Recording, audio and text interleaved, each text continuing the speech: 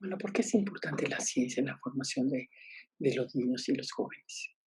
Yo quisiera empezar diciendo que a finales del siglo XX, en 1999, los participantes en la Conferencia Mundial sobre la Ciencia y la Tecnología para el siglo XXI, convocada por la UNESCO y el Consejo Internacional para la Ciencia, que se reunieron en Budapest, en Hungría, firmaron la Declaración sobre la Ciencia y el Uso del Saber Científico. Esta declaración tiene muchos puntos, pero me quiero enfocar básicamente en los que tienen que ver con la pregunta que estamos haciendo.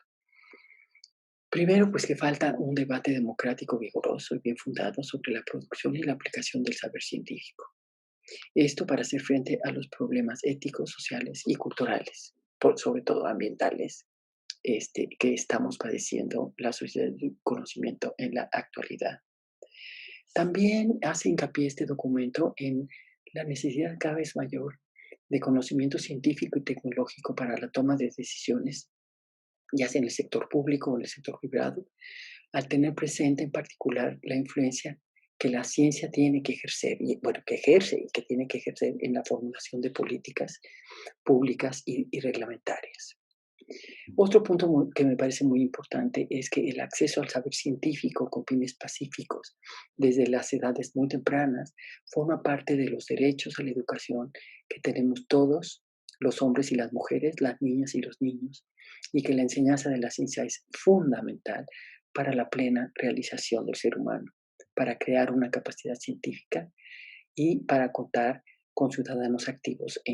informados. Hoy más que nunca, desde luego, la ciencia y sus aplicaciones son indispensables para el desarrollo de las sociedades del conocimiento. Es la enseñanza científica en el sentido más amplio, sin discriminación de raza, credo, edad, en fin, a todos los niveles y modalidades, un requisito fundamental de estas nuevas sociedades y también para un desarrollo sustentable. Bueno, con respecto a la pregunta de cómo enseñar ciencia, bueno, existen y han existido históricamente muchos modelos y muchas pedagogías con respecto a las mejores formas de enseñar una disciplina científica. Yo más allá de eso me quisiera enfocar en que hoy más que nunca lo que hay que mostrar es que el fortalecimiento del papel de la ciencia en favor de un mundo más equitativo, próspero y sostenible requiere de que tengamos un compromiso a largo plazo, tanto del sector público como el privado, para garantizar una educación de calidad y una educación que llegue a capas más amplias de la población. Eh,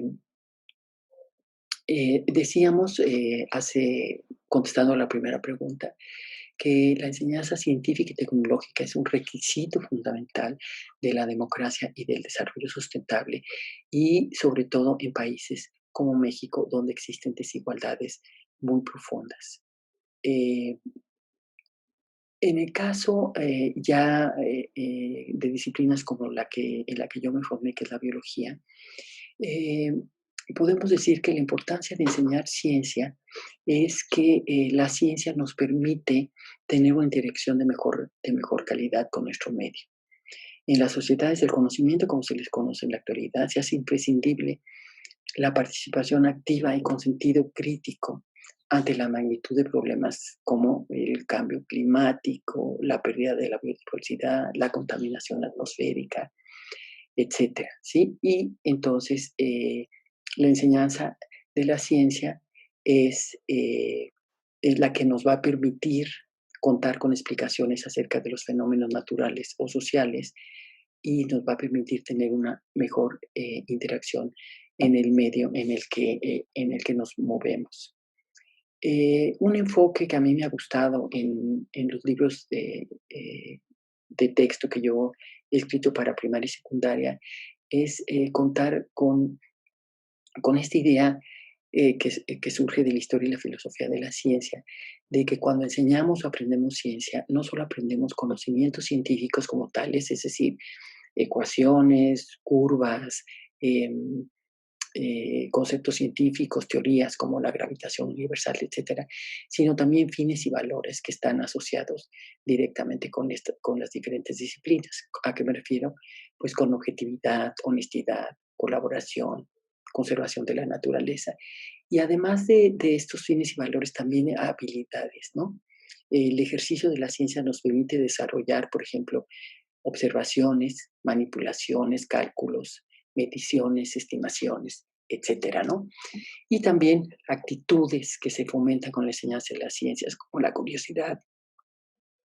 perdón, la apertura a nuevas ideas, la tolerancia, el escepticismo informado y sobre todo la comunicación. Esta es la forma en la que yo considero como la más sólida para garantizar una educación científica de calidad. Pero vuelvo a repetir, sin entender que la enseñanza de la ciencia es indispensable en las sociedades democráticas y, y- y a- y- y modernas, eh, pues no llegaríamos a ningún lado. Sí, en cuanto a la pregunta de cómo es el gen del mexicano, yo replantearía la pregunta de esta forma. ¿Cómo es el genoma del mexicano? El término genoma fue introducido en 1920 en el lenguaje científico para describir la totalidad del material genético